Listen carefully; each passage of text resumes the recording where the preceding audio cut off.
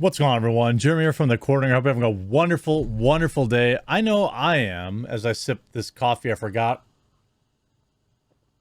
All right, it's still kind of warm, but hey, really appreciate all your support. I saw a bunch of new people subscribe. If you haven't yet, there's a red subscribe button down below the video. I would greatly, greatly, greatly appreciate it. Now, Joe Rogan, since Saturday, hasn't said a whole heck of a lot about the controversy, but he seems to have spoken out today in terms of exactly what he thinks this is all about. And he referred to it as a political hit job. And we talked about that yesterday. And it certainly would appear, at least based on the circumstantial evidence that was put together in a great Twitter thread, that there is some potential political push for this. And it's absolutely shocking, including some more people start to push back, saying, stop using African Americans to do your dirty work. Tyrus lets woke critics have it over Joe Rogan. We're starting to see some backfire here from black folks who are sick of being used to cancel other people. This and more after a really quick word from this video's sponsor, Established Titles. Huge shout out to this video's sponsor, Established Titles. Established Titles is a project based on a historic Scottish custom where landowners are referred to as lairds or lords and ladies in English. They allow people to buy as little as 1 square foot of dedicated land so they can call themselves a lord or a lady officially. In return, they commit to plant a tree with every order and protect the beautiful pristine woodlands of Scotland. Established Titles makes an absolutely amazing gift, and a person could officially get their name changed on documents. Their title pack gives you at least 1 square foot of dedicated land on a private estate and an official certificate with a crest. And they're having a huge Valentine's Day sale just for you guys. And on top of that, you can get an additional 10% off any purchase you make with the discount code The Quartering. So click the link below or go to establishedtitles.com/thequartering and use promo code The Quartering to save an extra 10% today. Now, this article first. Stop using African Americans to do your dirty work. Fox News personality and former professional wrestler Tyrus lets Joe Rogan's critics have it on Monday's broadcast of Gutfeld. Billed as an angry black man, he argued that while people trying to cancel Rogan were doing so because they couldn't compete with him, and when they failed, they dug through his podcast until they found something they could use to manipulate more people into being mad at Rogan. He's angry, he's black, he's male. The message flashed across the screen in all capital letters before cutting into the video of Tyrus, who opened by thanking host Greg Gutfeld for having him on and giving him a chance to speak his mind. This is not going to be your normal, everyday angry black man. Oh, I'm angry, but not for the reasons you might think. Tyrus warned, yep, Joe Rogan said the N-word. Heck, he even said it with the hard R a bunch of times on a podcast. And yeah, it made me mad when I first saw it. He began slow clapping and then congratulate the woke mob for succeeding in getting a rise out of him. Very clever, woke. But then he noted that the people going after Rogan for his use of that word were conveniently leaving out some of the context, namely that the archived episodes of the podcast that were being used to attack him were over a decade old. Nobody cares what he said 12 years ago, Tyrus continued. Heck, you didn't. Where were you then? I'll wait for a response, but we know that will fall on deaf ears. That's exactly an excellent point. His point is obviously that, oh, you didn't care about it over the last 10, 15 years until you had an opportunity to perhaps use it against him for your own means. You weren't upset that he said the word 10 years ago. You just held on to that currency forever and ever. This is a common tactic of pro-cancel culture people. It's the same reason, like you see that people that don't like me use the same 3 insults. Yeah, oh my God, he did this 8 years ago and I'm still angry about it. It's pointless. Quote, maybe it's time you stop using African Americans to do your dirty work and fight your own battles, he added. Now I get it. You use your favorite little word to get us fired up. Systemic, racist, critical, and your new favorite word, misinformation. And that'll get us fired up. We won't even look at the facts or the whatnots and we'll just jump right in and cancel with you anyway. Tyrus went on to point out that the fact that the initial fight with Rogan was about the coof, but when that wasn't enough to get him canceled, his critics went back to the usual suspects. You were losing the conversation, so you needed something else.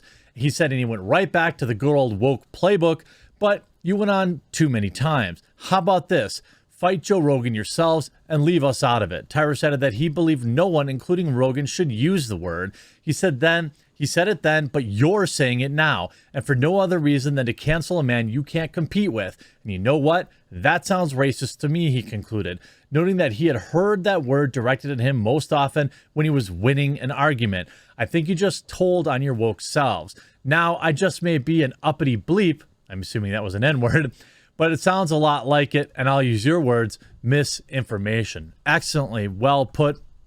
And then you see this Joe Rogan Watchdog exposes host's most hateful Spotify slurs. Woo! Why is the New York Post running this? The campaign to get Joe Rogan off Spotify is showing no sign of slowing down, with a Twitter user going viral highlighting the most terrible things the polarizing podcaster had recently said on the podcast. Alex Patterson, who describes himself as a, quote, paid Joe Rogan watchdog. Let me just be clear. Is there a more pathetic job title than that? Seriously, do you think this dude like goes to the pub and tells women that that's what he does for a living? That his job is to listen to the Joe Rogan show and be offended. By the way, about 45% of you who are watching this right now are not subscribed. I know not everyone wants to create an account, but I'm pushing really hard in January and February to build up that subscriber base, and YouTube never recommends my videos. If the subscribe button down below is red, please do consider clicking it. I hope that I've earned your subscription today. And wherever you're watching, by the way, BitChute, Rumble, Odyssey, please subscribe there as well. Patterson posted the Joe Rogan Experience clips to Twitter on Monday, just days after Rogan was forced to apologize for other older footage featuring the spicy gamer word. As the cancel culture buzz swelled, Rogan claimed he hadn't used that word in years, but Patterson said Rogan had made plenty of other spicy comments in the past and did it more recently. I see a lot of Joe Rogan's worst comments from 2010 circling. I get paid to listen to his podcast by Media Matters. What a ridiculous organization that doesn't need to exist. And remind people that he hasn't changed. And you see, in January, Rogan denigrated Angelina Jolie for developing a Bell's palsy buzz, saying there's a rule. Crazy, whatever is the best, whatever. She's clearly crazy. That has nothing to do with her having Bell palsy. Again, in 2021, claimed that Lauren Sanchez, Jeff Bezos' girlfriend, is an alpha predator female, and agreed with his guest claim that her junk was probably incredible because girls like that, you got to respect. They know that that's their job. Okay, I don't really see anything other than maybe locker room banter here. On October 2021, Rogan and his guests made fun of people with Asian accents and said that they think people who think it are offensive are the R word. Okay. Again, are they going to go up now? They're going to say, well, Joe Rogan said the R word 1,074 times, and because you weren't offended enough by the N word, we're going to move to this. It's pathetic. But you see Joe Rogan coming back to the airwaves and addressing it, seemingly not caring one bit. Good. You're good. You seem good. Stay offline. Yeah. It's just real life. It's a great point, and probably told to him by Dave Chappelle. And it's very true. I often tell this to my viewers. You know, go outside and touch some grass. There's a reason I play in a dart league. There's a reason I'm in a bowling league. And that is for my own mental health. Like going to bowling, interacting with regular people, 9 to 5 regular folks, helps restore my faith in humanity. Then the same thing with my dart league. For a few hours a week, the most important thing in my life is putting a little dart into a little hole a few feet away from me. And it's a total recharge for me. I will never give up these hobbies. Yeah. You just have to stay offline. And real life is people who know you, and you're a great guy. Yeah, you just, life goes on as normal. Yeah. You know. And then later in this clip, Joe actually says he's relieved that this stuff is out there because now he can just move forward. In a lot of ways, like, all this is a relief. Because it's like, just because that video had always been out there. Right. It's like, this is a political hit job. And so they're taking all this stuff that I've ever said that's wrong and smushing it all together. Right. But it's good because it makes me address some shit that I really wish wasn't out there. And you know why I'm proud of you? Because I think comedians have for years done this immature thing where it's like, we don't apologize. We say whatever we want. You can apologize if you say some wild shit, and we've all said some wild shit, and you apologize and own that it's wrong. Good for you. You should apologize if you regret something. Yes. This idea that you should never apologize. Yes. Like if you regret something, I don't think. And I in general agree with that. You shouldn't apologize because someone demands it or the woke mob is coming after you. But certainly having genuine regret for something maybe you did in the past, or, you know, there are videos that I've talked about where I went too far or I was mean to somebody, and I never have a problem apologizing for that. It's when people demand you apologize that you need to rethink everything. And I think that that's exactly what Joe is saying here. He seems to be...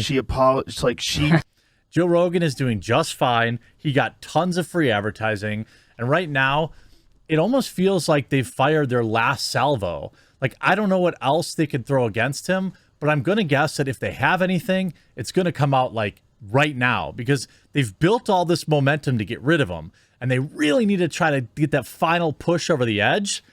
They use their gamer word card, so I don't know what else is there.